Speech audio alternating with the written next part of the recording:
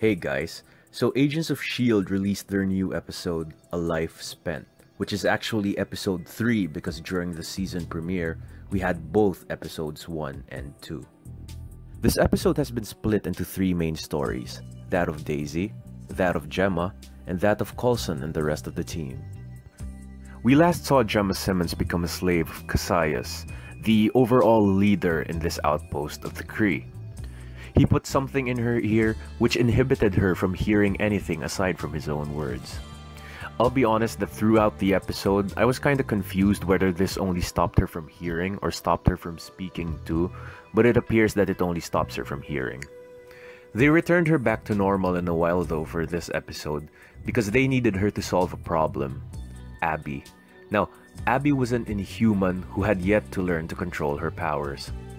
What's important about this is that Cassius had a guest called Lady Basha, who he really needed Abby to impress. Abby had the power to control her molecular density. Now at first when Gemma touched her, I thought she was a hologram because Gemma's hand went right through hers, but it turns out that this was her uncontrolled ability. She was told that in the ceremony presenting her to Lady Basha, if she did well, she'd become a sort of ambassador. It was some sort of great honor that they promised her. Gemma did end up helping her in the end though, and they reactivated that thing that inhibits her from hearing anyone else aside from Cassius. The ceremony was actually a fight between a brute and Abby. Of course, at first Abby was being beat up so bad you'd think that she was actually going to die right there and then, and Lady Basha was not going to be impressed. Cassius was ready to be furious.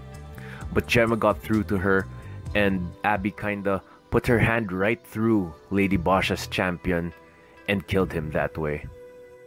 Abby was delighted because she got to go with Lady Basha as promised, and because her family was not punished because she succeeded. Little did she know that she was actually being sold to Lady Basha by Cassius. Gemma did not like this. Coulson, Mac, and Yo-Yo were working for Grill, the junkyard king of the outpost. They were joined by Tess and Agent May later on. Everyone except Yo-Yo got on a Crusher ship. Grill sent his main man Zev to spy on them. So while working, Coulson found notes from Virgil. He saw that again and again there was a mention of a 616 segment on the surface of what was left of the Earth. They went there and ended up finding a transmission, but before they could do anything about it, Zev cut their fuel lines and brought them back to Grill. To gain Grill's trust, Yo-Yo planted a gun in the jacket of Zev. Now the logic behind this was that humans weren't allowed to have weapons. So Grill, in order to not have any bad blood with the Kree, decided to report on Zev himself. Now the segment 616 transmissions that the team found seemed to be coming from Earth. Coulson and the others wanted to check it out, but Tess said it was impossible because the surface of the Earth was actually where people were sent to die. They showed this in the episode because this is how Zev was punished. He was sent to the surface of the Earth and was attacked by roaches. An interesting scene here was when Coulson was waking up in the ship. This turned out to be the after-credits scene that was shown in the last episode of Season 4 of Agents of S.H.I.E.L.D. The last part of this episode's story has to do with Daisy. Now she starts off with Deke. Deke tells her that she shouldn't do anything stupid, but Daisy, getting the tablet from Yo-Yo earlier in the episode, wanted to infiltrate the Kree part of the outpost and get Gemma back herself. Zeke thought this was a stupid idea and that Daisy should wait and play the long game, which takes time. He said that he could personally get her an invitation to get to the Kree area. She did not want to wait for all that though. She tried infiltrating the Kree area like she said and ended up taking out 2 guards. It's impressive to me how easily she was able to do it, especially because she's dealt with the Kree before and she did not have an easy time doing so. But then again, those are probably higher class warriors sent there to take out Hive, the first of all the Inhumans, so these Kree guards could have been just some low class soldiers. At the end of the episode, she was eventually captured by Cassius, who saw what she could do and actually identified her as Quake, partly because she was betrayed by Deke. Both Deke and Cassius referred to her as the destroyer of worlds in this episode. I want to add that earlier on, Deke was talking to Daisy about the existence of multiverses. I guess this gives us an idea to how Quake could have destroyed Earth if she wasn't even there to destroy Earth.